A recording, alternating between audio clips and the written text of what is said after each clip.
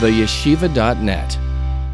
Do you want a marriage makeover? Like, let's turn everything upside down and start fresh. We have an amazing show. Rabbi YY Jacobson, the legend, is here. He will be answering your questions. Start typing right now. Get your questions in. Now's your chance to have a complete marriage makeover and start again. This is Leah Richheimer for Ladies Talk Show. Stay tuned.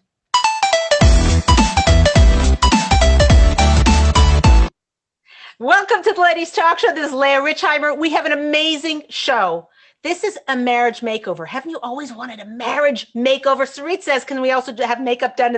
Maybe we'll talk about that later. But right now, we have the most amazing legend of a rabbi on the show, Rabbi YY Jacobson. Thank you so much for being on the show today. It's an honor and a privilege to have you. So excited to hear what you have to say. But I have to tell you, we are getting flooded with emails and texts and comments and WhatsApps and whatever. Everybody's flooding, and they want to know, what exactly is a marriage makeover? Is it even possible? And most importantly, here's the biggest question we got, Rabbi.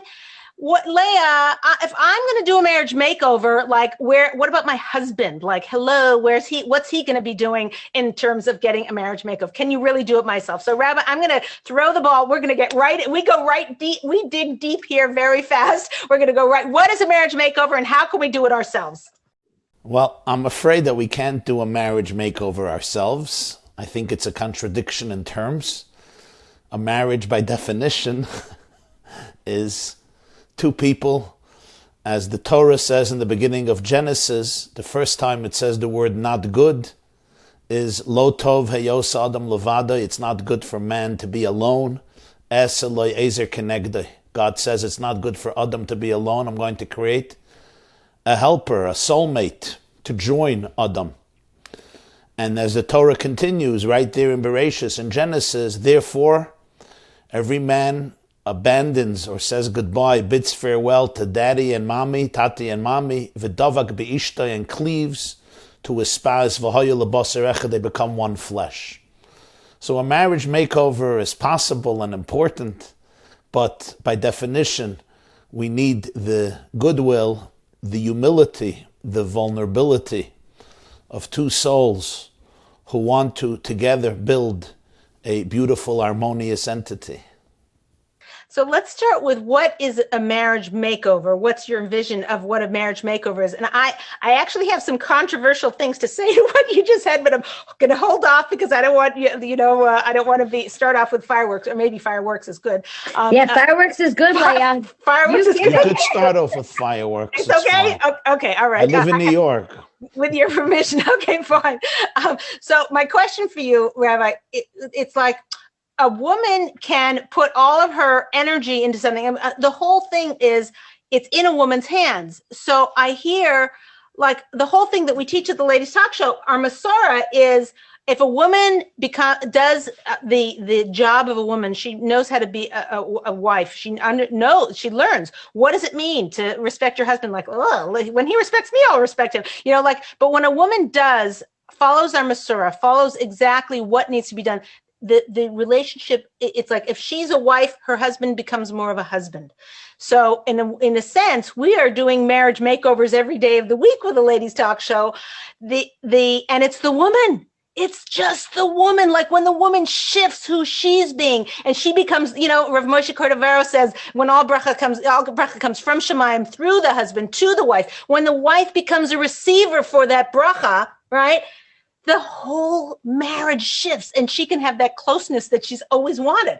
So marriage, so that's my question for you, is that we are having amazing, like, I get emails like every week, 2, 3, 4, 10 emails saying, it changed my life, my whole relationship. And it's just the woman. So the guy doesn't even know what she's doing. In fact, I tell him not to tell what you're doing, because if the husband brings you flowers and you say, "Oh, thank you for the flowers," and he says, "Oh yeah, the rabbi told me to give you flowers," like, thank you. So in fact, the woman secretly behind the scenes is doing all these extraordinary, wonderful things that the Torah teaches her to do. And all of a sudden, lo and behold, the husband starts giving her more flowers. The husband starts appreciating her more, loving her more. So, okay, that's my question for you. Wait, and can I just add to that while Leah, you're saying that? Sure, is sure. that so many of the times the husband doesn't want to do anything. And if the wife is going to wait for him to do something, then they're not going to have anything happening. Like, she only has her to change. Yes. So if sometimes there is a situation, but I call it a challenging situation, a difficult situation, when the husband doesn't want to put in any work, when the husband is maybe in a state of denial or cluelessness, or maybe stuck in a quagmire of insecurity or sadness or depression or trauma. As can also happen the other way, of course. And then one comes and says, okay, so am I a victim for eternity? No, you're not a victim for eternity. There's an enormous amount of power and strength and resilience that our mothers and grandmothers knew the secrets of thousands of years, the power that a woman has to be able to arouse, inspire, and really turn her husband into an extraordinary human being. Which even in the most powerful and best situations, that's the truth, that greatness in husbands is often to be attributed to the faith and the love and the warmth inculcated and given to them by their wives. But when we're talking about an ideal situation, it's about the work of two people, and it's about the partnership of two people. It's become popular in recent years that women say, listen, my husband is not capable of anything, he's not doing anything, so what should I do? Okay, if that's really the situation, fine, let's try to deal with that in the best way possible and not just surrender to mediocrity and despair and victimhood. But a much more ideal scenario is when we have two people who are communicating. Each one can identify their needs, their pain, their yearnings, what they're looking for in a relationship, what their disappointments are, what their hopes are. And when you get that happening, and very often you have to know how to speak to women, you also have to know how to speak to men. You know, we have our insecurities, we have our issues. Of course, every person is individually, but there's also issues that, men, there's a lot of commonalities. So sometimes, when you give up on the man, there's nobody to talk to, the guy is stuck. Sometimes that's true.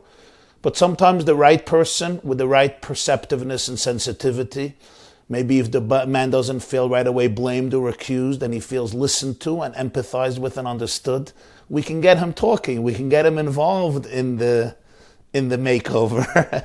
We can get him involved in the transformation.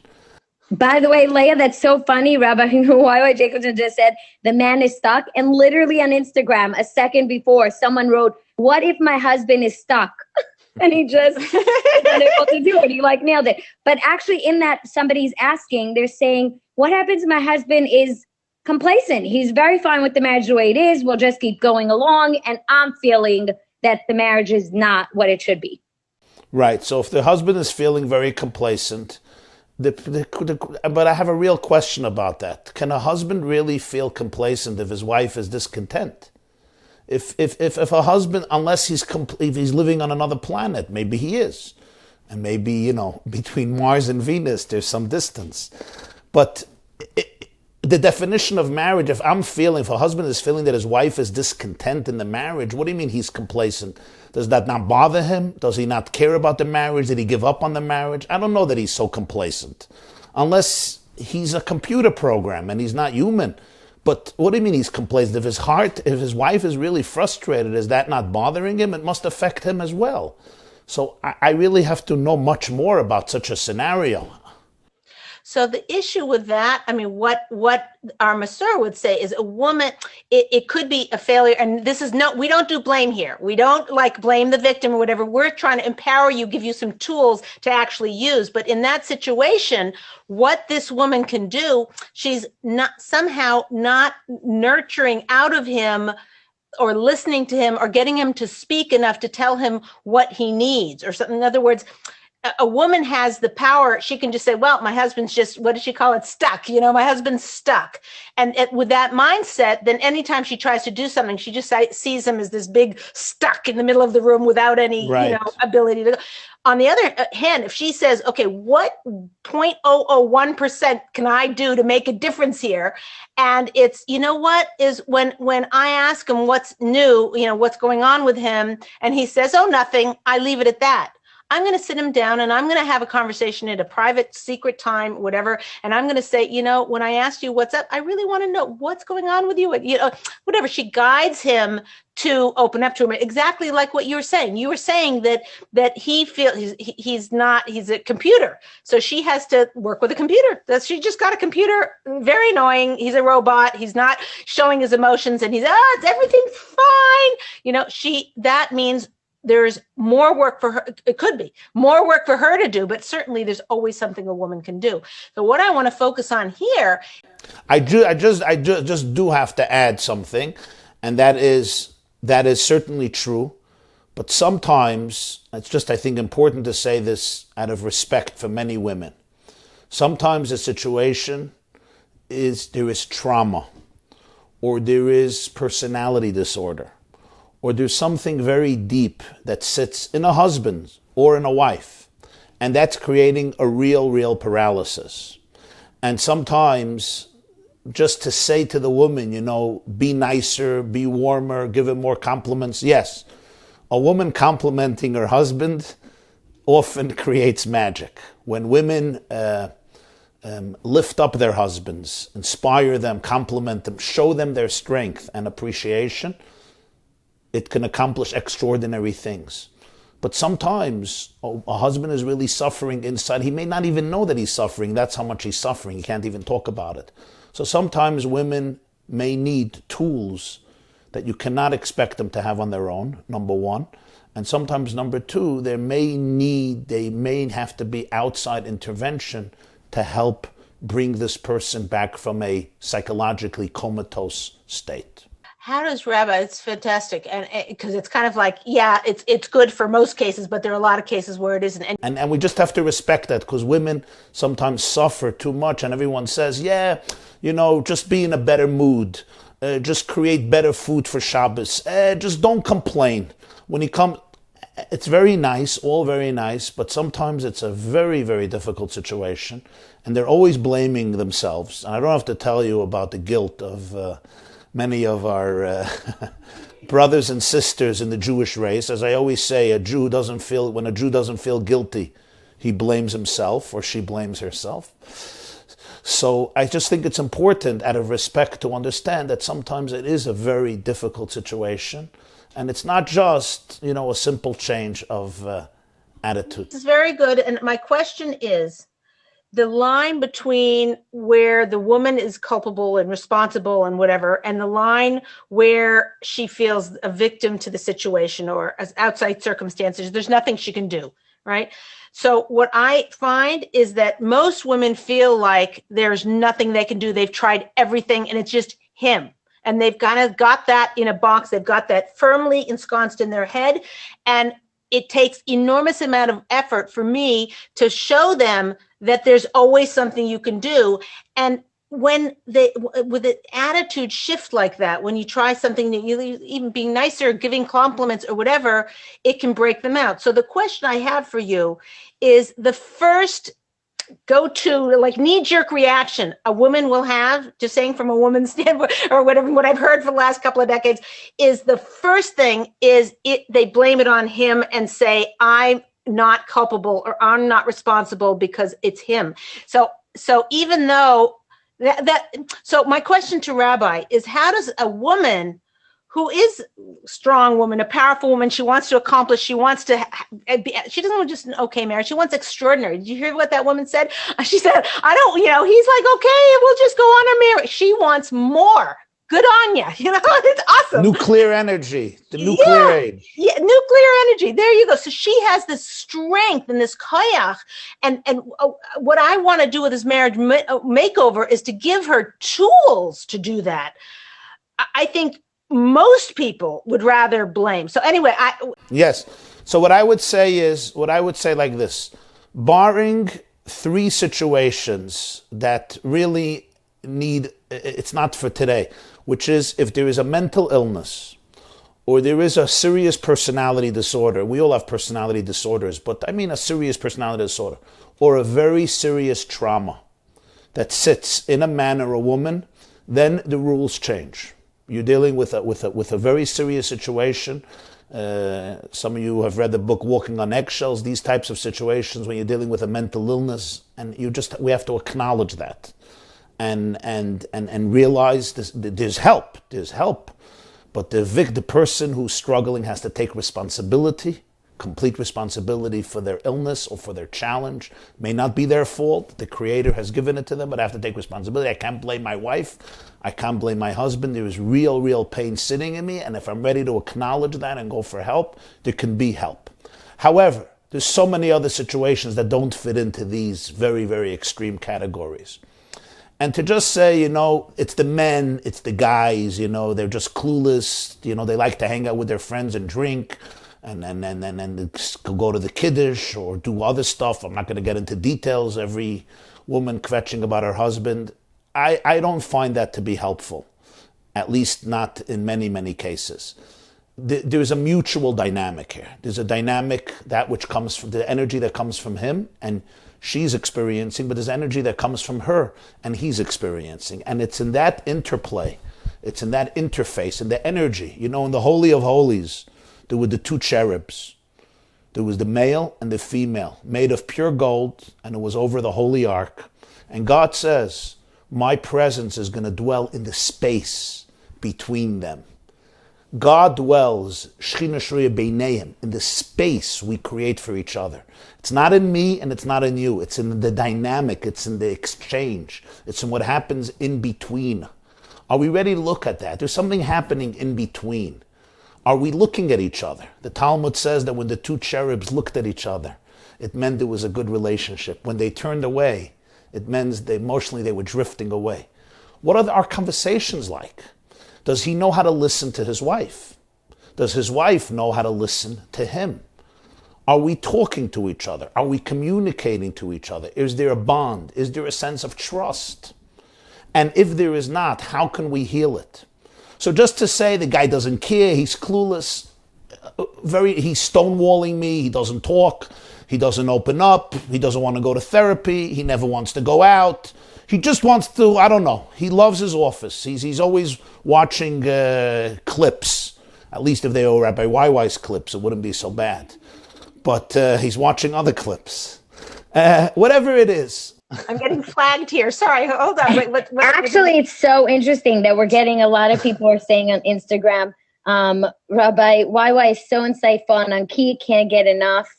Love what he's saying, because obviously women are very excited that finally somebody saying it's all my mother-in-law. Don't tell me. Tell my mother-in-law. Right. Okay, what's the question that No, but that's really somebody saying, somebody's like, oh, let's get somebody, and I wasn't going to do the question right now, but they keep asking, is that they said to get a little deep, can we make over someone who has deep mental issues or is an addict? Heavy. We cannot make over somebody who has deep mental issues and addict, but the person who has deep mental issues and is an addict, if we can encourage them, we can inspire them, we must not become enablers, we can cheer for them. But it's just like if you go to a game, you could stand on the bleachers and scream and cheer, yeah, go. But ultimately it's the player who has to catch the ball and run and make the touchdown. So it's the person who's struggling with whatever that struggle is to be able to say, this is my thing, I have to take responsibility for it. These are my challenges in life, which are really my opportunities in life, because every challenge really is an opportunity. How can you inspire them? How can a woman who's got such a husband, what would... I can inspire them by saying, listen, I believe in you. Your neshama is larger than every challenge you have. Your trauma doesn't define you. You define your trauma if you choose so. You were carved in the divine image. Your soul is a piece of God, and it means it's infinite. If it's infinite, it could contain your pain. You are now becoming a victim to your pain. Don't do that. You define your pain. It's painful. You want to run away from the world. You want to run away from civilization. You want to go into loneliness. You are suffering. I was talking to somebody yesterday, a friend of mine, a man, a heart of gold. Literally, I tell you, a heart literally sculptured of gold. There's probably some tissues and sinews and cells there. But a lot of challenges in the marriage. But it's not really challenges in the marriage. He suffers from horrible anxiety. His mind races 24 hours a day, 7 days a week. Some of you will understand this. Always self-conscious. Always second-guessing himself. What's my place in the world? Did I say the right thing? Do people like me? Do people hate me? What am I doing? What am I not doing? I'm helpless. I'm not helpless. I have a purpose. I'm the greatest guy. I'm the worst guy. Social anxiety off the charts. And so those of us who don't suffer from it don't understand this. But for such a person, even meeting somebody in the street is a psychological burden. Getting a telephone call is an emotional burden. Now, some of you don't know what I'm talking about. Thank God, Baruch Hashem. But for people who deal with this, it's just endless anxiety. Always feeling this sense of restlessness. What can such a person do? What can a spouse do in such a case? The first thing is, you cannot take responsibility for this person, but I can be here for this person. And I could say, listen, your divine soul is larger than all of your trauma and all of your pain. You can look at it, you can create space for it, and then you can transcend it. But the first thing is you have to take accountability and not blame your spouse. You cannot blame your wife or your husband for that trauma. You have to take accountability for it and then get the type of help you need, whatever that type of help is. Lifestyle, vitamins, exercise, therapy, medication, whatever it may be. But you have to take responsibility, and I will be here to empower you. I believe in you. I love you. I cherish you. I see your beauty. I see your greatness. And I know that as much as I'm suffering, your neshama is suffering much more. It's in exile in this trauma, and you don't deserve it. You can emancipate yourself from it, but only if you're ready to call a spade and identify your pain and not blame the world. Wow.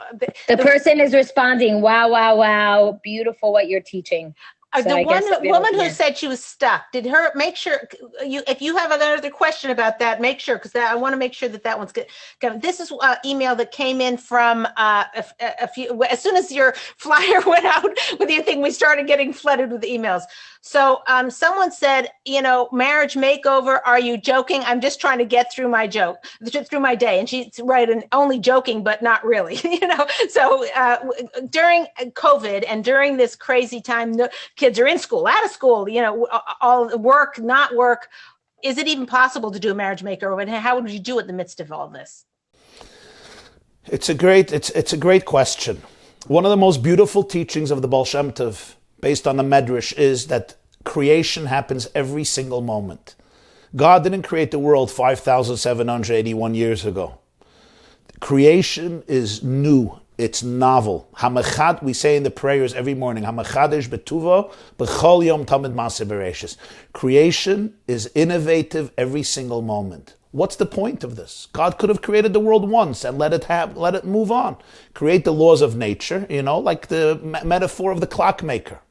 The answer is God is teaching us that we can tune in to the heartbeat of life, and that means the power of now.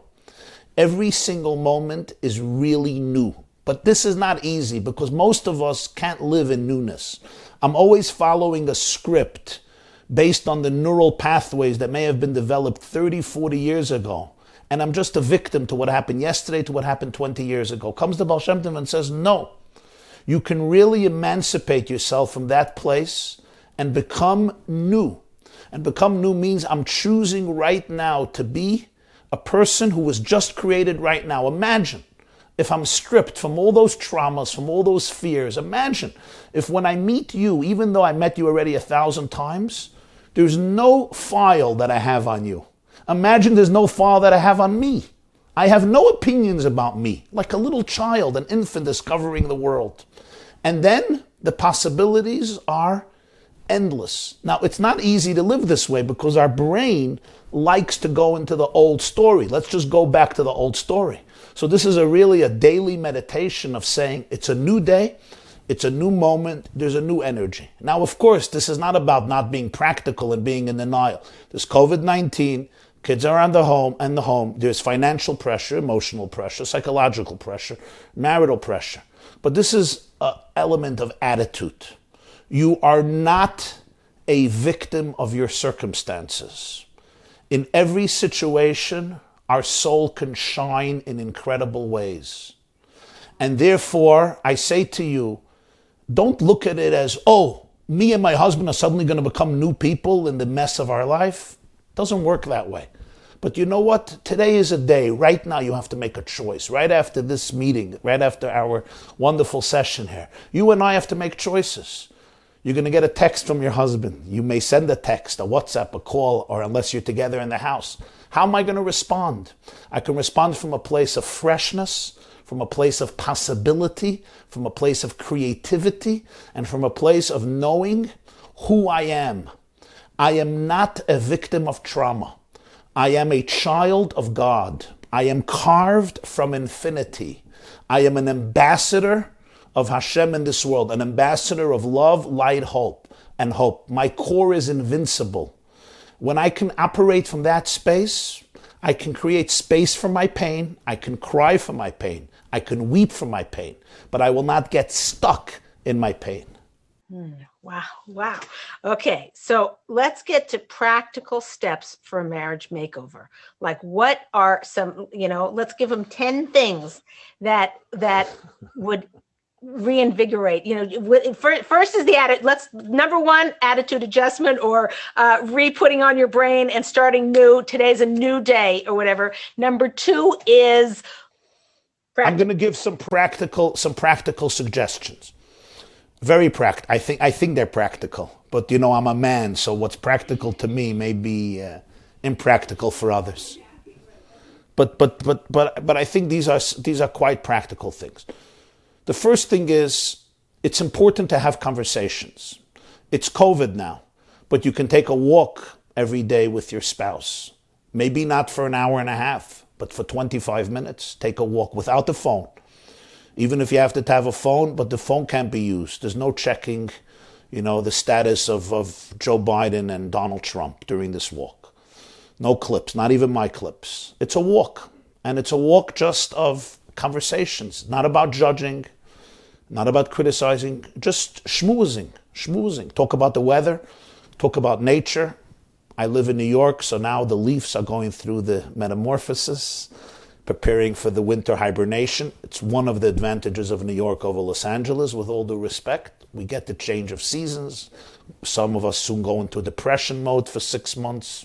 We'll come back in spring. And if you're married to such a guy, you know what I'm talking about. Maybe you have to move to LA. But that's important. Try, even we're both busy and stressed, but try 20 minutes, 25 minutes a day, every other day, a few times a week. Just take a walk. Connect, number one. Number two, it's a mistake many of us make, and that is we have to remember something. And that is, and people don't like hearing this, but it's the truth.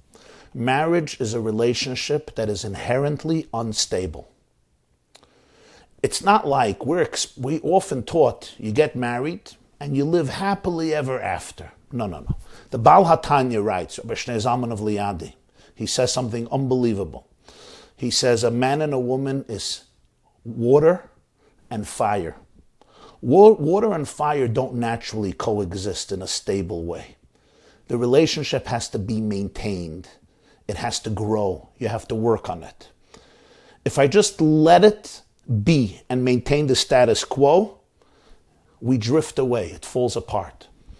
People say, I'm married. What did Tuvia say in Fiddler on the Roof? 25 years I'm paying your bills. That's not called love. What is love? The relationship between spouses is not like the relationship between siblings. Even if I don't speak to my brother for 2 months, unfortunately, but if I don't, 2 months later I come back and we continue the conversation of 2 months ago and nothing happened. With your spouse, it's not that way. It's a relationship that is essentially so powerful, and therefore it's inherently unstable. What do I mean inherently unstable? There's constantly a danger that we're going to drift away, and we both have to actively invest time, energy, space, commitment, show caring and empathy to be able to hold on to that stability. It's literally like fire and water. Don't expect that the marriage just flows on its own and it's beautiful. No. Naturally, most couples will emotionally drift away, even if they're not ready to admit this. We have to constantly reconnect. Every few hours is ideal, but at least every day. But really, every few hours, we have to reconnect. I have to know that you have my back 1,000%. You have to know that I have your back 1,000%. It's not important that we agree, but it's important that we trust each other, and that has to be constantly reinforced. I don't understand the fire and water analogy, and also what's a Costco marriage. So maybe you can explain. Costco? A Costco marriage. You mean that they go to Costco together? I don't know. You said a Costco. That's a Jewish marriage. I don't know that it's a Costco marriage. It's a Jewish Sunday afternoon entertainment. Rabbi YY on Rabbi YY's presentation that Rabbi YY gave, actually in Torah Anytime, on the secret to secret to marriage. Rabbi YY said marriage is, there's a fire marriage and a water marriage. I like to call it a Costco marriage. Okay, Costco marriage. Okay, I like it. Probably from a few years ago. No, but I don't understand fire and water, because fire and water, Rabbi's saying that, fire means one partner is like burning up and the other person's putting the fire out, No, fire and water in the sense, both beautiful creations, but very different properties. And because very different properties, very different types of identities, you can't just expect fire and water to live together in peace and harmony without work. In fact, the Talmud says, the brachas, if you dream about a pot, you should anticipate peace, because a pot creates peace between fire and water. You have the water in the pot and you have the fire under the pot, and together you create that peace. And I call the pot a mechitza. That's what a mechitza is. People say, why do we have to have a mechitza in the shul? Who needs walls? Why do we need an iron curtain? Let everybody be together. Often people ask me during my lectures, different communities, secular communities around the world. And I say to them, it's like a pot. Do you need a pot? If you want the fire and water to get along and to coexist and to benefit each other, you need to have boundaries. Those boundaries are not because we don't care, we don't want to be close. It's because we want to be close. It's because we want to benefit each other rather than destroy each other. If you have fire and water without boundaries, what happens?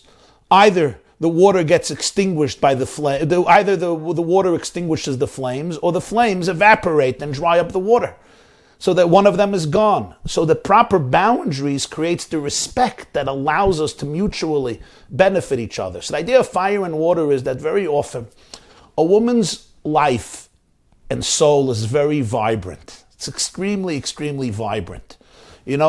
Men are, I don't mean to make generalizations, because there are, feminine aspects in masculine souls and masculine aspects in feminine souls. The Kabbalah is filled with that idea, and we're all interconnected to each other. But generally speaking, one could say that a woman's brain and a woman's soul is very much alive. Her antennas are very, very sensitive.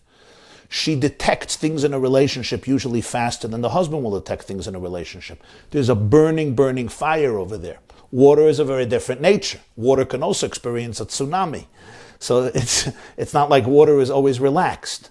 But the point is that in order for the fire and the water to really become one, it's an extraordinary feat. Mathematically, 1 + 1 = 2. Marriage is saying that 1 + 1 should equal 3 or equal 1. How does 1 + 1 = 1? When you bring in the third partner, something that transcends both of us, which is called the divine presence that allows us both to come together. But for that to happen, we need avodah. It needs conscientiousness. It needs vulnerability. It needs humility. The point being is that every gesture in marriage, and maybe this is a little dramatic, but I think it's true.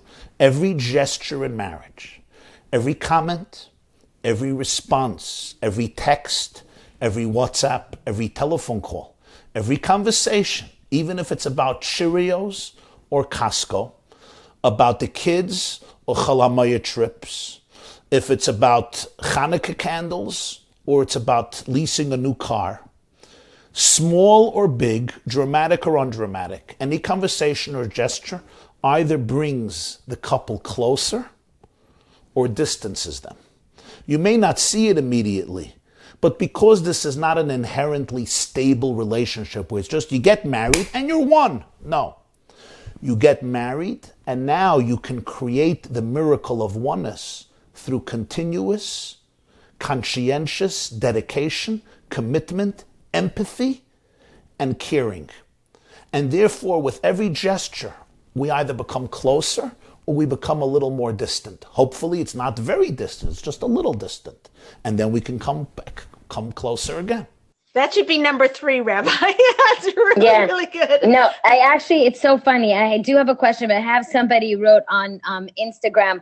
I don't want anyone asking any more questions because I'm hanging on every word. Rabbi YY is so gifted with his words and insights. And I have Dina, our favorite Dina on Torah Anytime live stream, who we love when you come on, Dina from London, who actually wrote, everyone feels good about themselves after hearing Rabbi Jacobson speak. He's so validating. She said so, and she said it's actually so interesting about the pot mechitza. I never realized this, that proper boundaries are so important. Yes. And yeah, huge. So that's a great one. So somebody's actually asking on Rabbi's pot example, what if the husband is the lid to the pot and controls everything? I also have another question that came in, which says, what is the woman the fire and the husband the water, or are both? So those are 2 questions. One about the lid and one about... Yeah, generally speaking, both are both. Both are both, there's no question. Especially certain individuals, you could see it more. But generally speaking, according to Jewish mysticism and books of Machshava, a woman is associated with Eish, with fire, and a man with water, even though they're both, and you see it in the name. Ish, man, is Aleph, Yud, Shin. So between the Aleph and the Shin, which means fire, there is a separation. Isha is Aleph, Shin. And then comes the Hey. The Talmud points this out in Tractate Saita. So there is an element of fire, which is why there is a certain warmth and sensitivity and sense of empathy and deep passion that exists within the feminine soul. Again, water can also be quite intense and stormy if you've ever, observed a hurricane. The point, though, is not so much the names, but rather the idea that there is an element of drifting away that is very natural. And we both have to consciously put our souls and our imagination and our hearts and our minds into the relationship to be able to make it what it is capable of becoming. And when a husband and a wife do this, they create probably one of the most beautiful things that exists on the planet, or maybe the most beautiful thing that exists on the planet. If a woman does that, if she is doing it, will her husband eventually do it? In other words, to try and get him, sell him. In other words, it's hard enough work for a woman to do what Rabbi's saying, to bring her husband close, but now to also be responsible for motivating him. And I guess that's the job of a woman, but to do it in a way that he can hear it. And that I wouldn't say the woman is responsible to motivate him. I think every person is responsible for themselves ultimately. I'm an adult. I married you as an adult. As an adult, I am responsible for my life, and I cannot blame my spouse. The sages say that the beginning of the downfall of Adam, it's a very powerful teaching, that the real downfall of Adam was not that he ate from the tree of knowledge. It's that afterwards he started to blame her, and she blamed the snake, and everybody was busy blaming each other. In other words, making mistakes is not the problem. It's the blame game that's the issue. The day I got engaged, my older brother, Rabbi Simon Jacobson, I remember he called me and he said, listen, I'm going to give you advice, YY. And his advice was, don't be perfect, because he said, I know you. You are going to make so many mistakes. He says, all I ask you is be accountable. Don't be perfect in your relationship. Just be accountable. When you make a mistake, don't run away. emotionally or physically. Don't run away. Remain present. So I think that's so important. Every one of us has to be accountable for ourselves. The job of the woman is not to take responsibility for the man, and conversely. However, I do think that every person in a relationship is not only in a relationship with the other person. You have to be first and foremost in a relationship with yourself and with God. My identity cannot be completely defined by you. I have to have a relationship with myself and with Hashem and ask, what does Hashem want from me at this moment? When I can do that, then I can often bring the best out in other people. Ultimately, they have to rise to the occasion. But when I live life to the fullest, living true to my soul and my calling at this moment, I can create positive energy that allows my partner, my friend, my soulmate, my spouse, to also be able to find their light. That's how I would put it. Fantastic. What about the lid? The woman who called in and said her husband's the lid. You say that your husband is your husband is also the lid, then he decides basically she's the water inside, that because the lid is closed on top of the pot, the water has nowhere to go. It's just being controlled, and she's literally like becoming, nothing. She's just has all this stuff inside that she has nowhere to release. Boiling over. Right. So I'm just going to try to be very, very practical about this. There are people who are very controlling, extremely controlling, and sometimes you could live with it, sometimes you can't live with it. Women are smart. Women are smart. So you really have to figure things out. Obviously, the ideal option is to get him into a room and have a conversation with him about this. Why are you so controlling? What are you scared of? Are you scared of your own shadow? Do you not trust me?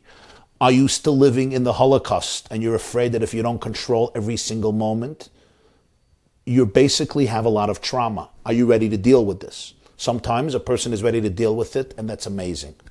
Sometimes he's not in that state. Either he's in denial or he's too messed up to be able to handle it. And then the woman has to ask herself some serious questions.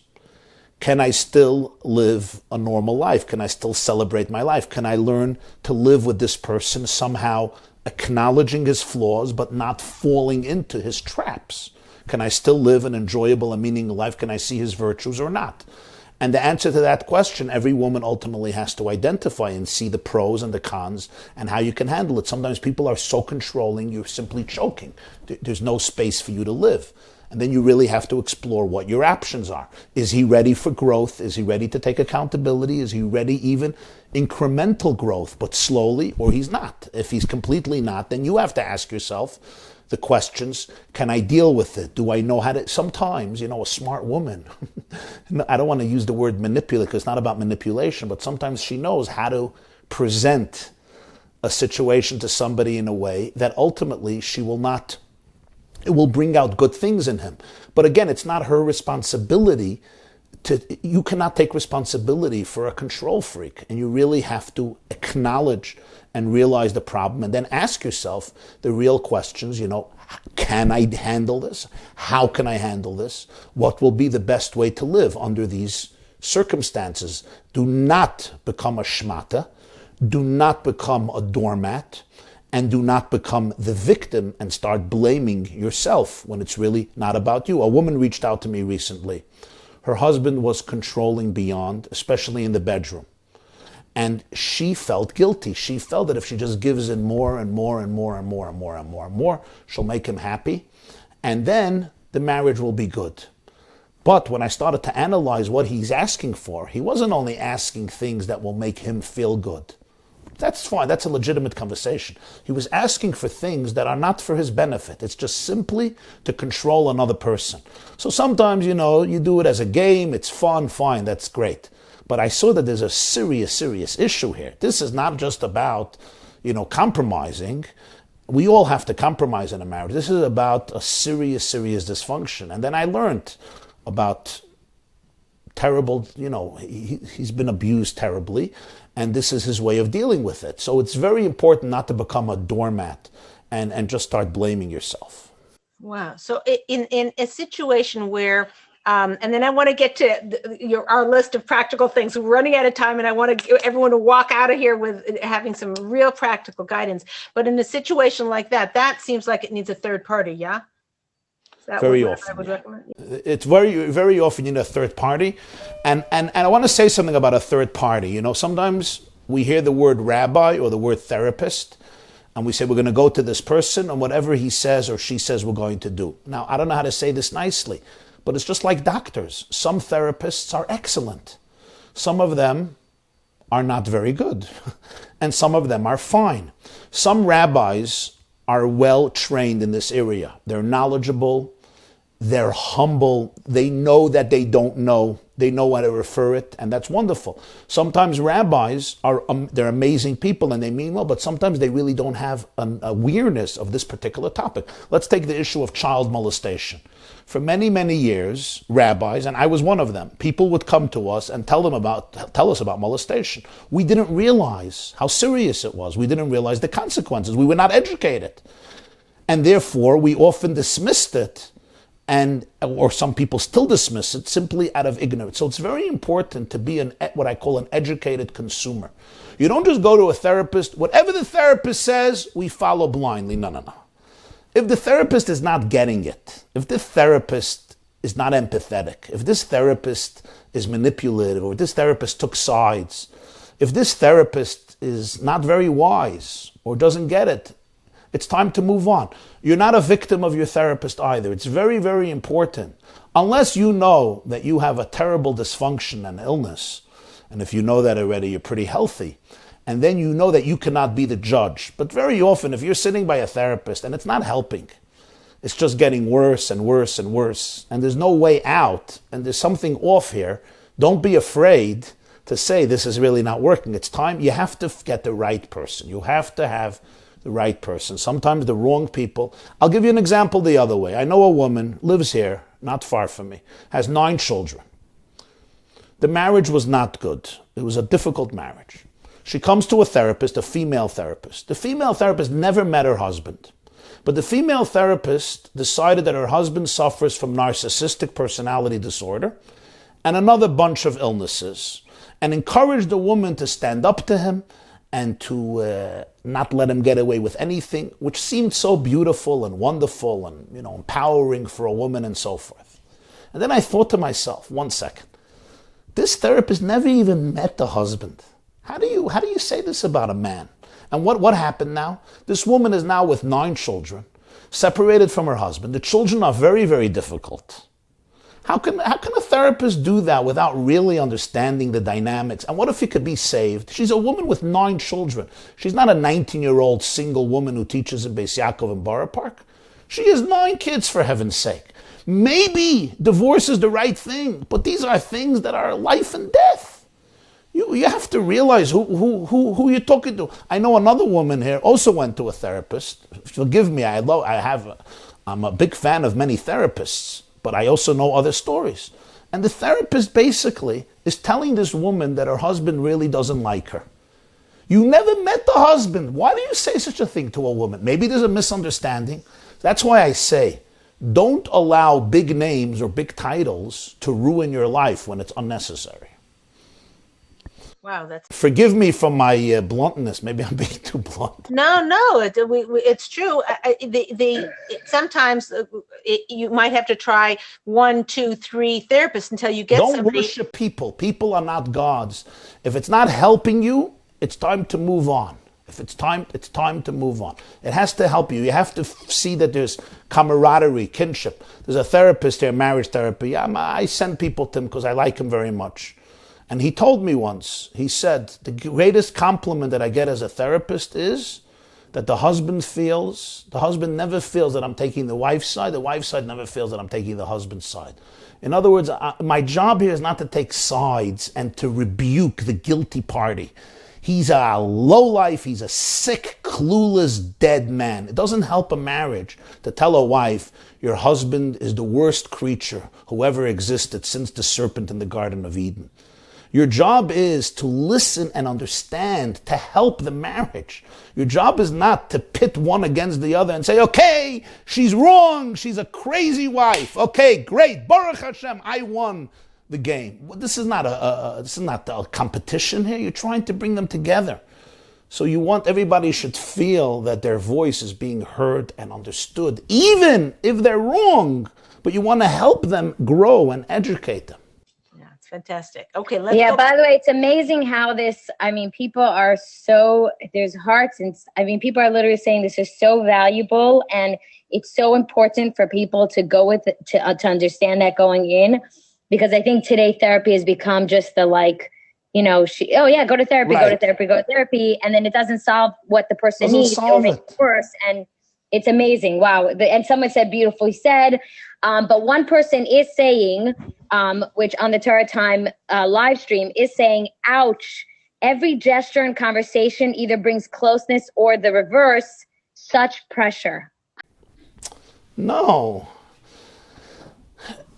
I see it the other way around. Such an opportunity, not such pressure.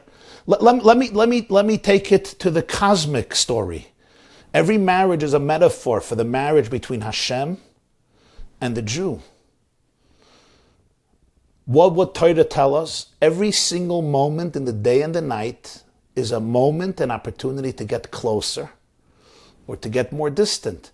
I don't look at it as pressure. I look at it as, if you see the closeness as a curse, then yes, I see it as pressure. If you see the closeness as a gift, what if I would tell you, everything you eat, and we all know it's true, is an opportunity to get healthier, to get more energy, or to get sicker. It's also pressure.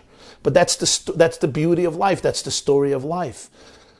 When you're in a marriage, you're not a separate person. We're one. We're one 24 hours a day, 7 days a week, 365 days a year. Every time I walk into the kitchen and my wife is sitting at the table drinking a coffee or saying Tehillim or listening to your program or talking to her sister or whatever it is, studying, reading, doing her thing, and I walk in, it's an opportunity to enhance our relationship. I don't see it as pressure. I see it as a gift. It's a gift of God, 24 hours a day, 7 days a week. Let me give you an example. We live in Muncie. A lot of nature here, a lot of birds, okay? So I have a lot of birds on my porch. There's a blue bird and a yellow bird. And my wife knows the colors of the birds, right? Just an example. If she tells me, if I'm reading something, I'm busy with my book because I have a class in 2 hours. She says, wow, YY, look at that bird. Look at that bird. What should be my response? I don't have time now for the bird. I should, but I don't. I could say, okay, and look back. I just lost an opportunity. I lost an opportunity for connection. It's not the end of the world. It's not the end of the world. That it's not called marriage abuse. It's fine. But it's losing an opportunity. Every gesture it's not just, she's not only talking about the bird, she's talking about the relationship. She didn't call Hillary Clinton about the red bird or Harris about the red bird. She called me. Why? It's a relationship. I want to share with you my excitement about the bird. This is an opportunity to look up and for 10 seconds to smile and to say something that connects you. This opportunity we have throughout the day, constantly, on both sides. We're so running out of time. All of my staff is waving at me with questions. In fact, we had so much interaction and so many questions pouring in from all sides. Okay, two practical things. In a bad marriage, I always know what my wife is thinking, and I always know what my husband is thinking. In a good marriage, I don't know what my wife is thinking. I don't guess. And my wife doesn't know what I'm thinking. Instead, I ask, and she asks. Learn to be curious. Even though you're married 27 years, or you're married 14 years, and you think you know everything about the guy, or you know everything about her, I tell you, in a good marriage, you remain curious. You don't accuse. You don't suspect. You don't right away put her into a box or put him into a box. Ask questions. Have a conversation. A conversation should be like when you were dating. And when you were dating, you were curious. Rule number 1. Rule number 2, instead of talking about what the other person did and how bad it was, talk about your emotions.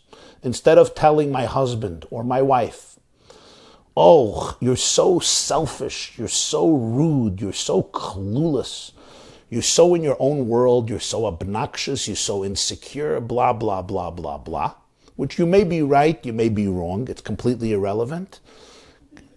Delete that from the dictionary of your soul. Delete that. The vocabulary has to change. And that is when you said so-and-so to me 2 hours ago or yesterday, I just want to tell you how I felt. How I felt. This is what creates much better relationships, because instead of pointing fingers and accusing, it allows me to address my void and my needs and my yearnings for the past and for the present and for the future.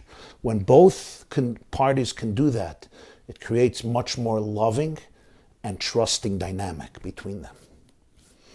We had to go to part 2. So it's both watch today's part 1 of Marriage Makeover.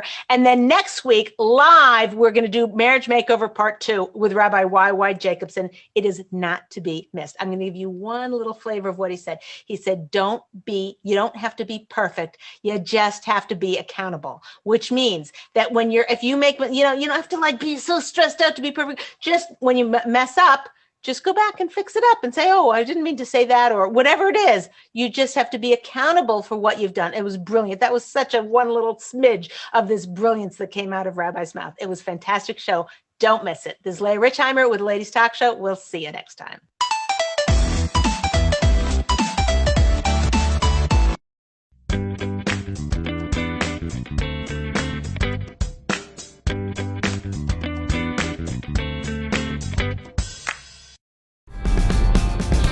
This class is brought to you by theyeshiva.net.